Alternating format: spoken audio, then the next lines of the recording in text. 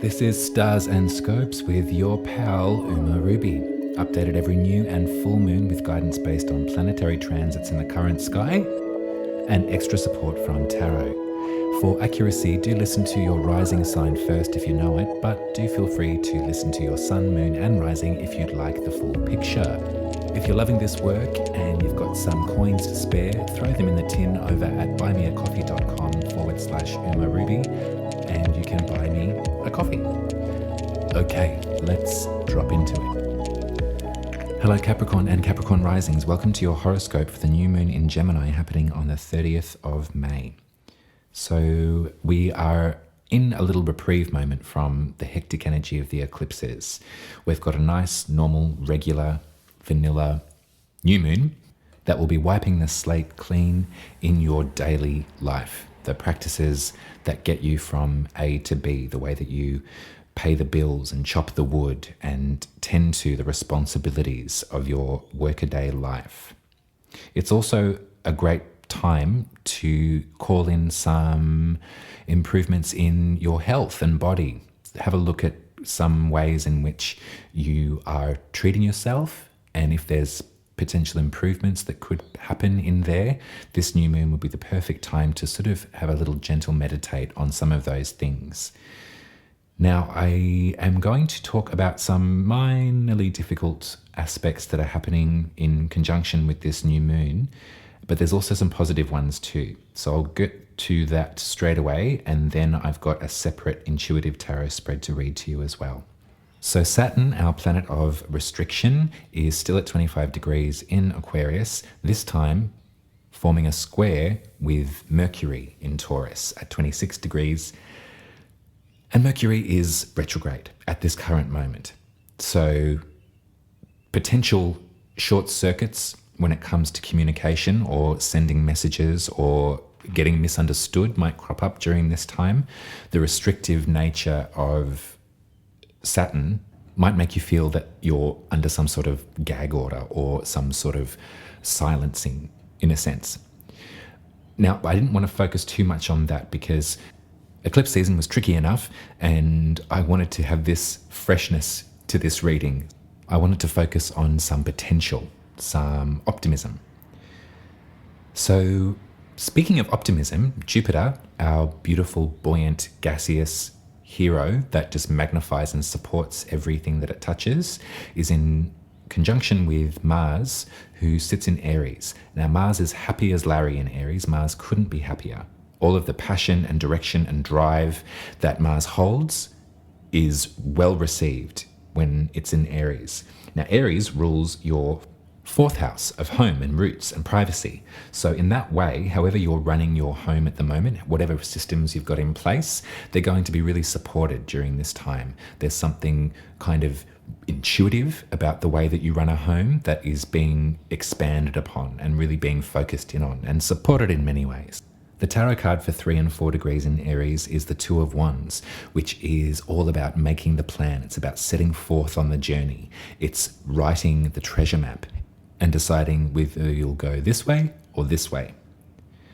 All of this is in a gentle, supportive, lovely aspect with the new moon. So the new moon, in terms of your 6th house, is being affected and influenced by this energy. The new moon happens at 9 degrees in Gemini. The tarot card for that is the 8 of Swords. Now this potentially might be a little bit more difficult in energy. So 8 of Swords is a mental cage. It's too many thoughts, too many options, too many truths all at once. It's kind of a feeling of exhaustion, of sort of your force being cut off, of not being able to act to your fullest potential because of all of the airy truth that's being toed and froed around you. So is that how you're feeling in your day-to-day? Are the bills getting on top of you? Are the systems of running a business or a home or a health regime just becoming too much to focus on right now? If they are, use this new moon as a time to manifest, to call it in, to call in the clarity. Ask for some guidance in this way. Gemini rules your 6th house, so that lets me know that you've already got these skills in your tool belt. You are best when communicating, talking about how to run these systems. You are best at sort of working with others with your direct sensibilities. Think about how you can harness some of that passion and fire and support that's happening in your home life. Think about the way that you consider the perfect home, the perfect sanctuary, the perfect realm of privacy, and how that can influence and inform your daily systems and how you care for the body, the beautiful body. So that's what's happening in the current sky. So there's your little horoscope for the new moon. This is what you're going to be calling in and focusing in on.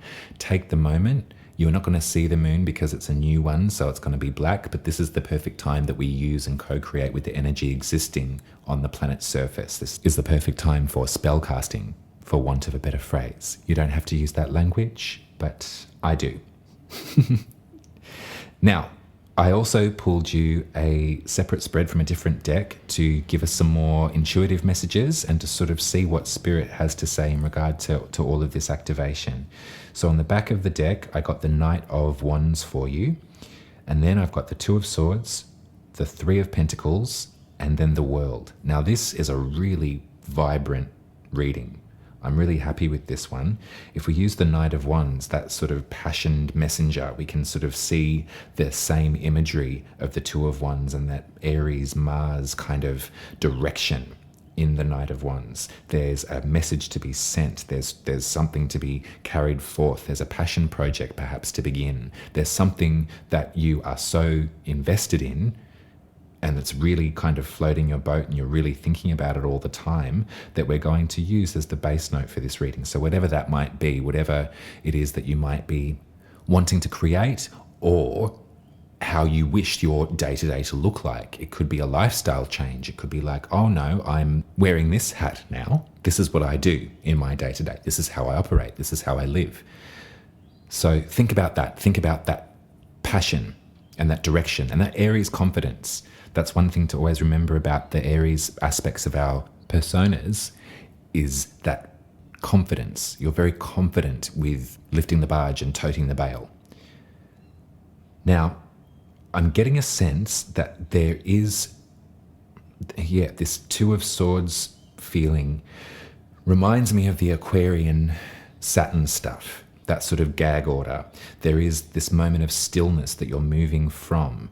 It's not inaction, it's not being bound in a way. There's other cards for that. This is more a moment of stillness and having one truth on one side of your brain and one truth on the other, and waiting until the time is right for the truth that resonates to reveal itself. This is going to happen in some sort of work capacity. There's a collaboration here. There's something, a foundation that is slowly being built here. There's plans that have been made and drafts that have been drawn up, and you're in that beginning stage of this shift, this collaboration, in a sense. This is incorporating the Three of Pentacles, is that counterbalance between two aspects, that to and fro, the relationships that we have in a collaborative workspace or in any kind of scenario that requires a group effort. And then you've got the World. This is the most joyous card to have at the end of this kind of read. So you've had that moment where you've been still, you've sort of been absorbing the different truths, you've been activating yourself, you've been grounding it with some proper hard work and some proper decision making and measuring and assessing, and the universe wants to say well done in the World card, because the World is the ending of the most brilliant life lesson. It's the last card in the major arcana, which is the major secrets of the tarot. So to get this card is a real achievement, an accomplishment of your abilities, of your intellect, and of your cool that you've kept through some of this more turbulent stuff.